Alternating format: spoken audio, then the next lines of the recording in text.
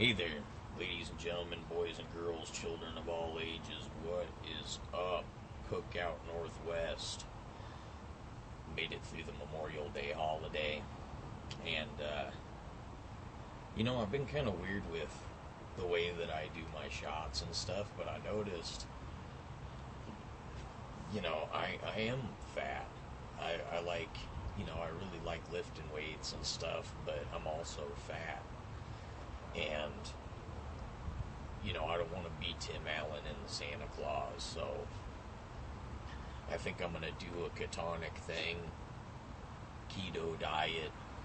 Those that don't know what that is, it's similar to the Atkins diet, but it's also getting boosts of fat at specific times, namely in the morning when you get up, and, you cut the carbs out. You can have fat, you can have cheeses, you can have desserts.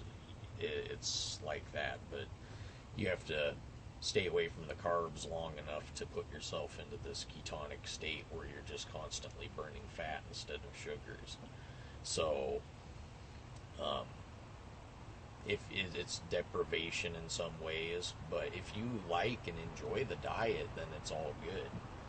Well, that's what I'm going to do. Today is June 1st. This is kind of like my day easing into it, but I want a better me for 2016. So that's what I'm going to be getting into, but that's cool because I can eat a lot of steaks, I can eat chickens, rice, lentils, beans, of course, vegetables. It's pretty much an unlimited amount when it comes to that kind of stuff. But the hardest part is that sugar in your soda, sugar in your coffee if you enjoy that. And you can use substitutes, but it's not like the real thing that you're used to, eating Krispy Kreme donuts and all the pastries and pasta you love. Yeah, that's tough to give up on. But I've been making this stuff that's kind of like, it's like the meat and peppers, like green bell peppers. I want to make this and freeze it, make like 4 portions of it or something, and get all my meals prepared so I'm not just grabbing breads on the run and stuff, because for this to work, the fat will come off fast.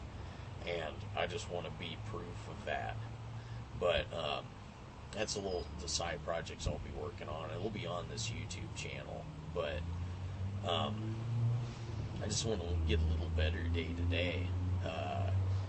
Because last physical I was at, the doctor was saying, hey, these are some things you want to start addressing, because I know you're big and strong and all, but you're fat, you're obese. Your stomach's huge. And it is. So, that's the way it goes. Anyway, I'm going to be cooking some nice juicy steaks. Got these steaks here.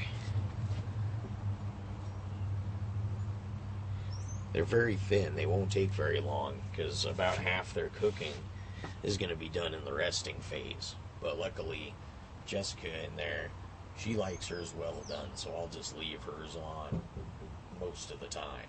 And it's cool. She doesn't care. She just wants it cooked all the way through. And some people are like that. There's nothing wrong with that. I see people all the time going, man, you're fucking ruining that meat. Well, some people like it really, really well done. I have friends from Texas that's the way they always have it. It doesn't mean necessarily burn the shit out of it, but it cooks it, or goes into an oven for 20 minutes or 40 minutes after the initial cooking. Still can taste very, very good, being well done. A prime example, brisket. You want your brisket super cooked, and it's wonderful. But if you could do that same sort of thing on a smaller level with a steak, that's always the goal. A couple people you're cooking steaks for, they're just like, fucking just each side. That's it. Like Bill the Butcher on your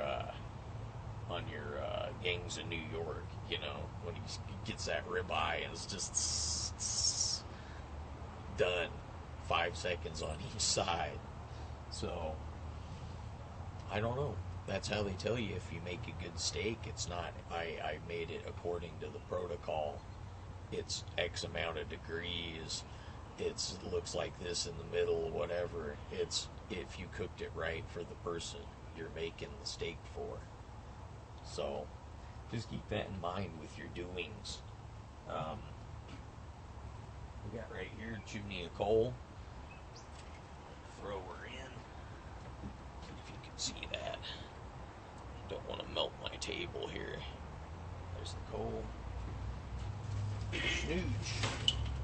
Putting that towards the back end. And then I got a handy dandy little like stone edging piece that I set this on. So I'm not necessarily setting it right on the deck. It looks like I am, but I do take precautions in my home, you know. Anyway, here we go.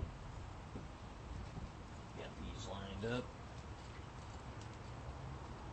Put them all in a pile on one side, so it's just like, you know, imagine the circle, bird's eye view. Exactly half of it, you just have a layer of coals. I noticed with this cooker, if you stack it more than 2 coals high, it gets super hot in there. Like, it won't go below 450 degrees, and I'm talking for at least an hour and a half, and that's without the lid on. So it's incredibly important you experiment with your own cooker so that you can get it dialed into the temperatures you want. Because what's the point if you have to cook everything hibachi style, like it's only hot, like you see those flat square grills that you use tailgating or what have you.